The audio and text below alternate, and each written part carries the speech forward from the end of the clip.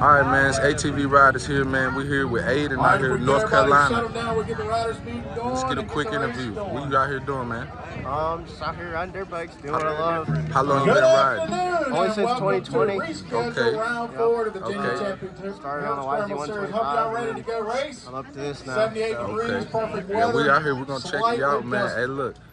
Hey, we're gonna see you. We got you, man. I appreciate that too. You got a YouTube channel? YouTube channel? They got 11 miles. A VA. 11 mile course. That's what your YouTube channel? I don't have one. Oh, okay, you don't have one. Okay. A big round of applause for what's your Instagram? Cool Sniper. Cool Sniper? Okay, well, I appreciate that, bro. Thank you, yo.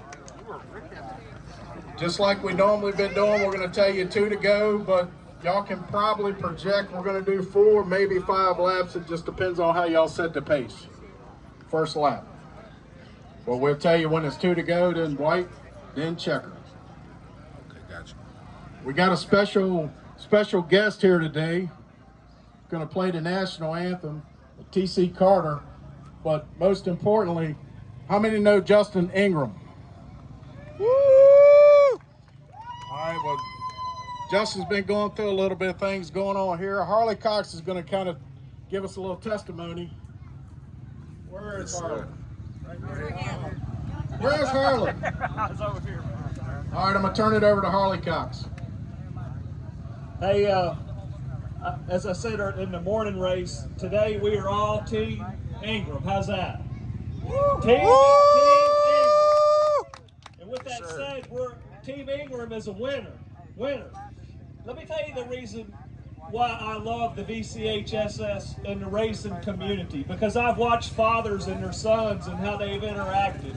I think of Edmondson. I watched on a video last year. He was at the bottom of the hill with his son. He was pointing a line. I definitely didn't see it as a C rider, but he's pointing to his son, pointing to a line for his son to take up. I believe it was at Kairos. And then I believe it was the same race. I saw McAfee.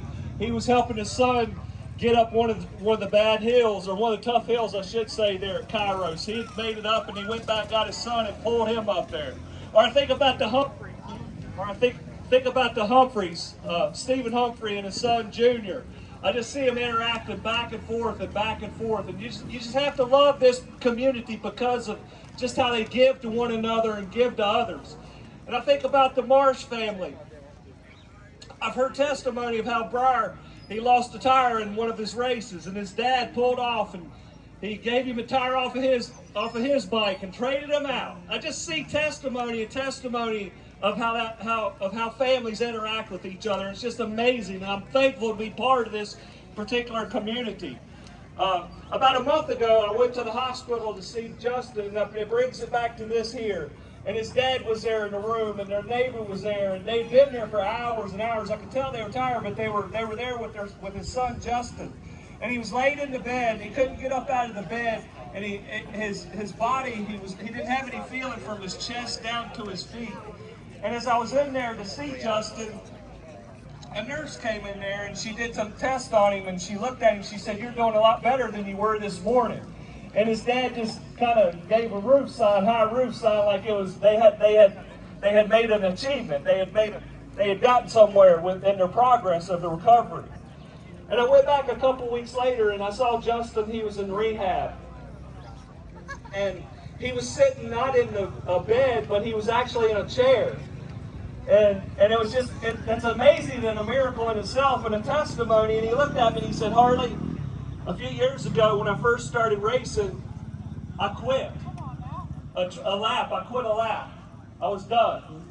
And my dad came to me and he said, "Son, if you're going to quit, we don't need to do this anymore." I can imagine as a father, you spend all that money and you get him out on the track and he quits.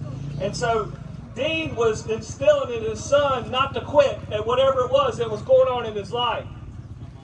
And Justin was sharing that with me, and as he shared that with me, he said, "I started making goals after that, and I decided I wasn't going to quit, but I wanted to race."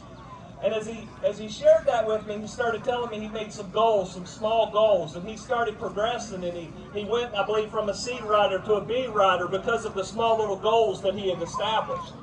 And as he sat there in that chair, he looked at me, he said, "Those same goals that I learned while racing and my dad instilled in me not to quit, is what I'm doing today and making small goals. So he went from the bed to the chair, and from the chair he was walking. And as I watched him drive up, as his family drove up earlier today, he got out of the truck, and with the help of a walker, he walked to the tent there. I was like, wow, what an amazing testimony. And it's because of his dad instilling in him and the race community, the competitors, to compete with Justin and help him to keep going, and get up, and get up, and get up. And that's what he's done, and he's here today.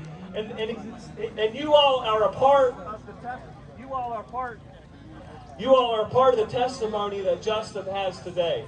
So we are all Team Ingram. Is that not correct? Look how he's walking over here. Can y'all give it up for Justin? Yeah. Team Ingram. Would you help me? I'm not much of a cheerleader or a coach, but I want to say Justin is, and I want you to say a winner. Will you do that with me? Do you mind? Can we do that? Justin is a winner! Justin is a winner! Let's dedicate this race to Justin Ingram. We're all Team Ingram today. Thank you for listening.